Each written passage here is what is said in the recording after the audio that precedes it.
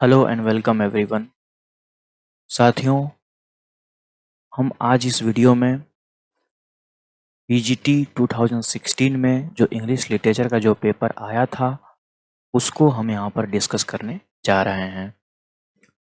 ये जो वीडियो है ये कई पार्ट में आएगा और सबसे पहले हम इस वीडियो में 25 क्वेश्चन लिए हैं और सभी क्वेश्चन को हम यहाँ पर सभी क्वेश्चन के हम यहाँ पर सोल्यूशन को देखेंगे और अच्छी तरह से एक्सप्लेन भी करेंगे।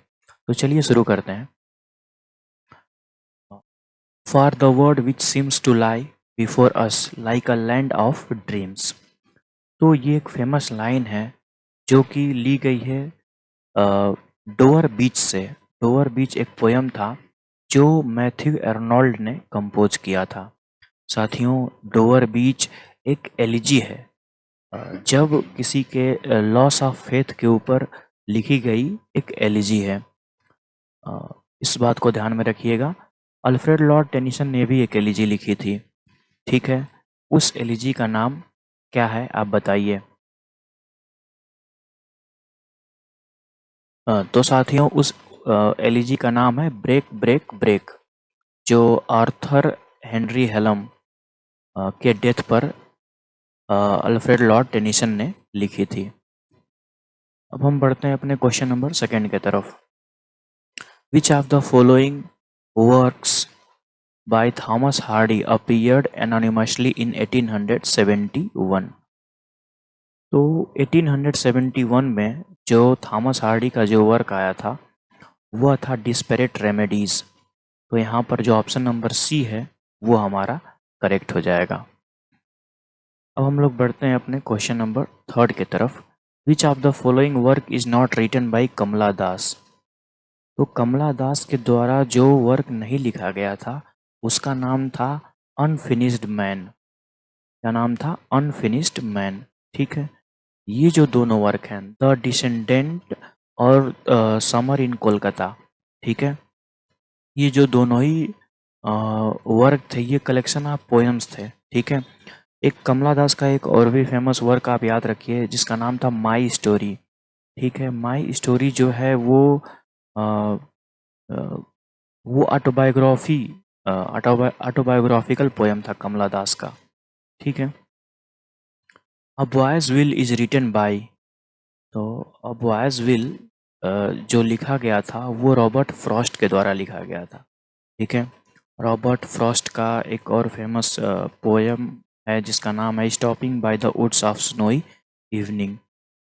उसकी एक बहुत ही फेमस लाइन है, उसमें कहते हैं कि the woods are lovely dark and deep but I have promise to keep and miles to go before I sleep and miles to go before I sleep. साथियों, रॉबर्ट फ्रॉस्ट हमारे first prime minister Pandit Jawaharlal Nehru के favourite writer थे, ठीक है। और हम आगे बढ़ते हैं। Which of the following work is written by Ernest Hemingway. तो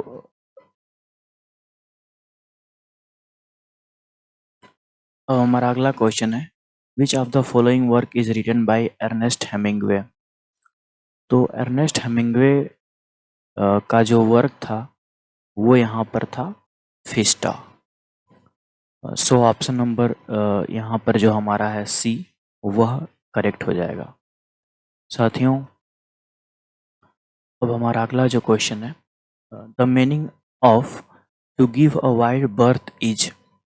तो ये एक इडियम है, इडियम एंड फ्रेज का भी क्वेश्चन पूछा जाता है हमारे एग्जाम में। तो इसका मतलब क्या है, ठीक है। To give a wide berth, तो इसका मतलब ये होता है कि to keep one at a distance, ठीक है। दूरी बनाकर रखने को हम लोग बोलते हैं to give a wide berth. At a short stone throw भी होता है, ठीक है। लेकिन हमारा जो यहाँ पर ऑप्शन है वो ए हमारा करेक्ट हो जाएगा। साथियों, अब हम बढ़ते हैं क्वेश्चन नंबर 7 की तरफ।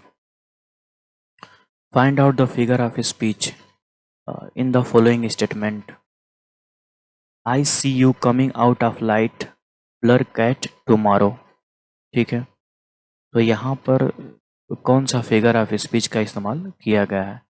तो इनुएंडो, ठीक है, यहाँ पर इनुएंडो जो है हमारा वो करेक्ट ऑप्शन हो जाएगा। The correct spelling is, so the correct spelling जो है एक्यूमुलेट होता है। एक्यूमुलेट का मतलब होता है गैदर करना। जब भी कोई चीज़ इकट्ठा करते हैं तो हम लोग वहाँ पर एक्यूमुलेट का प्रयोग करते हैं।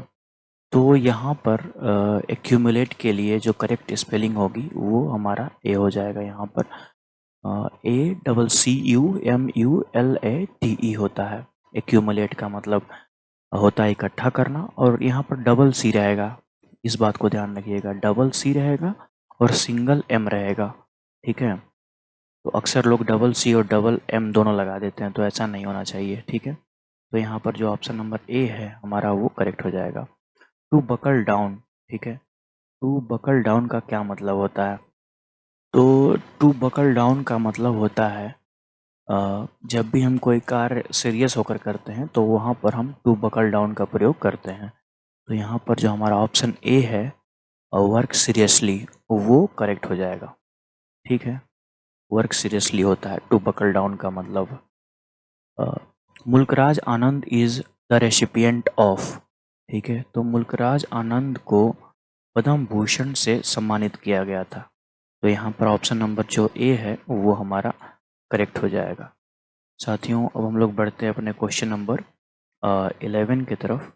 देखिए, which of the following is an extract from William Faulkner's Nobel prize citation. देखिए, एक्सट्रैक्ट का मतलब क्या होता है? एक्सट्रैक्ट का मतलब होता है कि किसी बड़े वर्क का छोटा सा हिस्सा, ठीक है।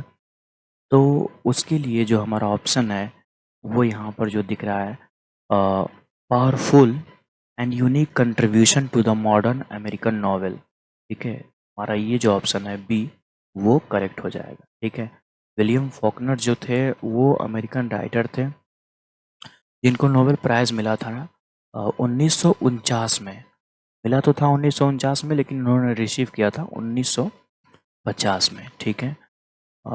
तो साथियों, ये प्रभावित हुए थे टी.एस. इलियट से, जिनको नोबेल प्राइज़ मिला था कब? 1948 में, ठीक है। तो अब हम लोग आगे बढ़ते हैं, ठीक है। देखिए, अब यहाँ से हमारा क्या था कि क्वेश्चन नंबर 12 to 16, ठीक है। तो इस बीच फिर पैसेज आ गया था, पैसेज भी आता है, ठीक है। तो फिर अब हम लोग पैसेज को सॉल्व करते हैं। साथियों, पैसेज सॉल्व करने का जो सबसे अच्छा तरीका होता है वो मेरे हिसाब से, या आप पहले क्वेश्चन को पढ़ लें, ठीक है। उसके बाद आप फिर पूरा पैसेज को पढ़ें और उसके बाद अपने आंसर को दें। तो चलिए यहाँ पर शुरू करते हैं। पहले क्वेश्चन पढ़ लेते हैं, ठीक है। क्वेश्चन ये है हमारा कि what does the author mean by revealing power of poetry. तो रिवीलिंग पावर ऑफ पोएट्री का से क्या मतलब है, ठीक है। In the sentences there are few of us whom have not some endowment. What does few of us mean, ठीक है। Which of the following statement is not true. कौन सा स्टेटमेंट ट्रू नहीं है? चलिए, the poet true poet can compose poems of great variety. He has power to sing and feeling preeminently, and he has a special power of expression and interpretation, and he can quicken our imagination and sympathy. ठीक है। Which of the following statement is not true? Poetry enlighten us by means of sensuous beauties and spiritual meaning. Poetry teaches us worldly wisdom. Poetry unveils the secret of nature. Poet can especially power of expression and interpretation. Which of the following factor is not responsible for suppression of poetic capacity in the large majority of cases? ठीक है। और last है हमारा torpor means. तो चलिए, अब हम लोगों ने क्वेश्चन पढ़ लिया है, अब हम लोग डिस्कस करते हैं इसके पूरे पैसेज को। तो पैसेज क्या है? Our chief element of poetry is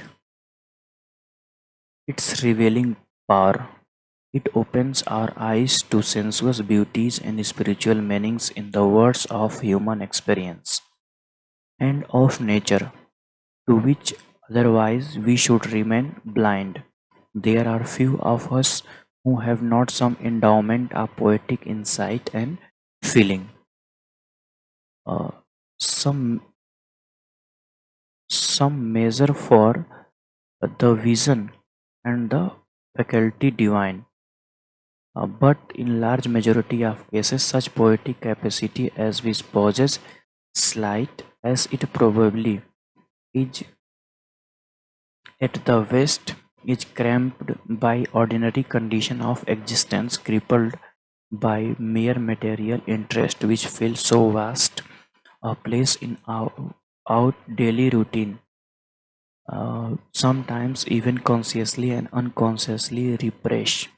True poet, whatever his range and quality, is one in whom the power of seeing and feeling the sensuous beauty and spiritual meaning of the things exist in preeminent degree, and to whom, moreover, another special power has been granted, the power of so expressing and interpreting what he sees and feels as to quicken our imaginations and sympathies and to make us see and feels with him.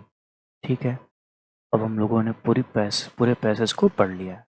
ठीक है, अब बढ़ते हैं question की तरफ। तो साथियों, question number first हमारा है, देखिए यहाँ पर, what does the author mean by revealing power of poetry. तो poetry help us to attain knowledge, या फिर poetry allow us to see and know what has been unknown, या फिर poetry gives us power to communicate, या फिर poetry has the power to awake us. तो साथियों, passage को पढ़ने के बाद जो हमारा आंसर निकल के आ रहा था इसका, वो ये था। ठीक है, रिवीलिंग पावर, जो कोई भी चीज़ हम नहीं जानते हैं वही पोएट्री रिवील करती है। इस वजह से हमारा जो ऑप्शन यहाँ पर है बी, वो करेक्ट हो जाएगा। क्वेश्चन नंबर 13 क्या है? In the sentence there are few of us who have not some endowment, what does few of us means. तो फ्यू ऑफ अस का क्या मतलब? ठीक है, तो देखिए, फ्यू का मतलब होता है न के बराबर, तो मेनी ऑफ अस तो हो नहीं सकता है। ठीक है, मोस्ट ऑफ अस भी नहीं हो सकता है। ठीक है, and what does few of us means. ठीक है, मतलब बहुत कम लोगों की बात यहाँ पर हो रही है। ठीक है, तो इस वजह से जो हमारा ऑप्शन है हार्डली, दोस्तों यहाँ पर हार्डली होना चाहिए। ठीक है, यहाँ पर क्या होना चाहिए? हार्डली। ठीक है, तो यहाँ पर जो हमारा ऑप्शन जो सी दिख रहा है, ठीक है, वो हमारा करेक्ट हो जाएगा, हार्डली एनी ऑफ अस। ठीक है, तो साथियों अब हम लोग बढ़ते हैं अपने क्वेश्चन नंबर 14 के तरफ। तो चलिए क्वेश्चन नंबर 14 को देखते हैं। Which of the following statement is not. तो साथियों अब हम बढ़ते हैं अपने क्वेश्चन की तरफ। Which of the following statement is not true. So according to passage we have to tell that which option is true and which is false. So हम यहाँ पर देखते हैं कि फर्स्ट ऑप्शन है हमारा, the true poet can compose poem of great variety. ठीक है, उसके बाद हम लोग बढ़ते हैं, he has the power of seeing and feeling pre eminently. बिल्कुल ये तो करेक्ट है क्योंकि हम अपने पैसेज में पढ़े हैं। ठीक है, he has a special power of expression and interpretation, this is also correct, and he can quicken our own imagination and sympathy, this is also correct। और यहाँ पर हमसे पूछ लिया which is not true। तो साथियों, ट्रू नॉट ट्रू में जो हमारा ऑप्शन नंबर ए है वो यहाँ पर करेक्ट हो जाएगा। ठीक है, अब हम लोग बढ़ते हैं अपने क्वेश्चन नंबर 16 के तरफ, राइट। तो which of following statement is not true, इसमें भी पूछ रहा है कि कौन सा स्टेटमेंट हमारा ट्रू नहीं है। तो poetry enlightens us by means of sensuous beauties and spiritual meanings, ये तो करेक्ट लग रहा है, ये करेक्ट है भी वैसे। ठीक है, तो साथियों ये दिस इज करेक्ट, एंड अगला है हमारा poetry teaches us worldly wisdom. उसके बाद और भी देखते हैं, poetry unveils the secret of nature. बिल्कुल, पोएट्री जो है unveils the secret of nature वो करती है। By the study of Wordsworth poem we can clearly get the knowledge that poetry always unveils the secret of nature.